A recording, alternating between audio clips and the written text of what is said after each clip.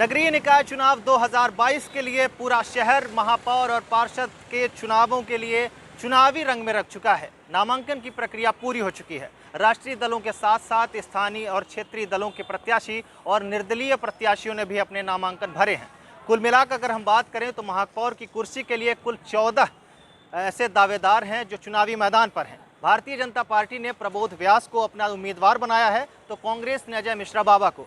राजनीतिक समीकरणों की अगर हम बात करें तो जो रीवा जिला है ये भाजपा का गढ़ है। सभी 8 विधायक यहाँ पर बीजेपी के हैं, सांसद बीजेपी के हैं और पिछले कई वर्षों से यहाँ के महापौर पद पर भी बीजेपी का ही कब्जा रहा है। ऐसे में कांग्रेस पार्टी ने एक स्थानीय कार्यकर्ता को टिकट दिया है। अजय मिश्र बाबा की अगर हम बात करें तो 3 बार के पार्षद रहे हैं। 2 बार के पार्षद वो स्वयं रहे हैं और 1 बार उनकी पत्नी पार्षद रही हैं। पिछले बार ये नेता प्रतिपक्ष रहे हैं और ऐसे में एक स्थानीय कार्यकर्ता को टिकट देकर कांग्रेस ने कार्यकर्ताओं के साथ साथ लोगों को साधने की कोशिश की है और ये जताने का प्रयास किया है कि हमारे यहाँ स्थानीय कार्यकर्ता को भी तरजीह दी जाएगी। इसके जवाब में भारतीय जनता पार्टी ने भी यही दांव खेला और ब्राह्मण कैंडिडेट के साथ साथ प्रबोध व्यास को टिकट दिया गया जो भी एक स्थानीय कार्यकर्ता माने जाते हैं। तीसरी बात अगर हम बात करें तो आम आदमी पार्टी भी अब नगरीय निकाय चुनाव में उतर चुकी है। आम आदमी पार्टी की तरफ से इंजीनियर दीपक सिंह को उम्मीदवार बनाया गया है। इंजीनियर दीपक सिंह पिछले कुछ दिनों पहले कांग्रेस में थी और हाल ही में उन्होंने पार्टी छोड़ी और आम आदमी पार्टी ज्वाइन की है। ऐसे में माना जा रहा है कि जब अनारक्षित सीटों वाली इस सीट पर आम आदमी पार्टी ने एक ओबीसी वर्ग के नेता को आगे बढ़ाया है तो कहीं ना कहीं ओबीसी वर्ग के मतदाताओं को साधने का ये एक अच्छा तरीका है। क्योंकि अगर हम कांग्रेस और बीजेपी की बात करें तो दोनों ने ही ब्राह्मण कैंडिडेट पर अपना दांव खेला है। ऐसे में ओबीसी वर्ग का एक नेता उतार कर आम आदमी पार्टी यहाँ के समीकरणों को बदल सकती है। इसके अलावा भारतीय जनता पार्टी, कांग्रेस, आम आदमी पार्टी के अलावा समाजवादी पार्टी, बहुजन समाज पार्टी और शिवसेना ने भी अपने अपने प्रत्याशी उतारे हैं।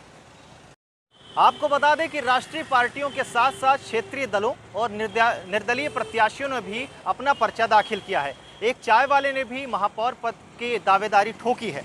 अभी नामांकन की प्रक्रिया पूर्ण हुई है। 14 प्रत्याशी मैदान पर हैं। सभी पार्षद उम्मीदवारों ने भी अपने नामांकन दाखिल कर लिए हैं। अब देखना है कि रीवा की जनता भारतीय जनता पार्टी और कांग्रेस के अलावा किसी तीसरे दल के पास जाती है, निर्दलीय के पास जाती है या फिर ये भारतीय जनता पार्टी की परंपरागत जो सीट है उस पर रहेगी या कांग्रेस इस बार कोई ऐसा कारनामा करेगी कि कांग्रेस के पक्ष में यहाँ का मतदाता जाए और लंबे समय का जो सूखा पड़ा हुआ है महापौर पद के लिए वो कांग्रेस एक बार फिर से जीतेगी। ये तो समय ही बताएगा। लेकिन जो सियासी समीकरण हैं वो अभी चुनाव प्रचार तक सीमित है। चुनाव प्रचार चल रहा है सभी नेताओं का।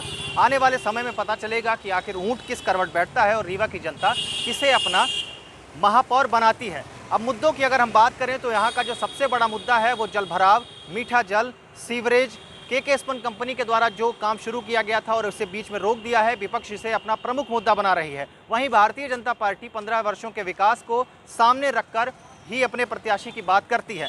एक शहर का जो मॉडल की बात कही जा रही है, भारतीय जनता पार्टी के सभी नेता इस बात पर जोर दे रहे हैं कि जिस तरह से भारतीय जनता पार्टी ने विकास किया है उसी के मद्देनज़र यहाँ की जनता एक बार फिर से बीजेपी के कैंडिडेट पर अपना भरोसा जताएगी। लेकिन दोनों ही दलों में इस बार गुटबाजी भी जमकर नजर आ रही है। कांग्रेस हमेशा से ही गुटबाजी का शिकार होती रही है और लेकिन इस बार भारतीय जनता पार्टी के खेमे से भी इस तरह की आवाज़ें उठकर सामने आ रही हैं। हालांकि खुलकर कोई प्रत्याशी या खुलकर किसी नेता ने विरोध नहीं किया है, लेकिन अंदर खाने कहीं ना कहीं इस बात की चर्चा ज़रूर है कि जिस तरह से एक स्थानीय कार्यकर्ता को टिकट दिया गया है और कद्दावर नेता जिनके नाम चल रहे थे वो बगावत भीतर अंदर खाने में कर सकते हैं। लेकिन भारतीय जनता पार्टी के बारे में एक बात यह भी नेता खुलकर कह रहे हैं कि भारतीय जनता पार्टी में टिकट बंटने के बाद सभी तरह की स्थितियां सामान्य हो जाती हैं और लोग पूरी पार्टी को ही वोट करते हैं। अब देखना है कि रीवा की जनता किस पर अपना भरोसा जताती है। गुड मॉर्निंग टीवी लगातार आपको यहाँ के समीकरणों के बारे में बताएगी। हम यहाँ के महापौर प्रत्याशियों से बात करेंगे, उनकी बात आप तक रखेंगे, तो बने रहिए हमारे साथ और जानिए कि क्या है रीवा का फिलहाल जो चुनावी mood. Good morning TV Madhya Pradesh, Chhattisgarh, Uttar Pradesh में दैनिक समाचार पत्र गुड मॉर्निंग का ऑफिशियल चैनल है। खबरों में बने रहने के लिए YouTube में सब्सक्राइब करिए गुड मॉर्निंग टीवी को और ताजा खबरों और स्पेशल रिपोर्ट सबसे पहले जानने के लिए बेल आइकॉन को दबाइए।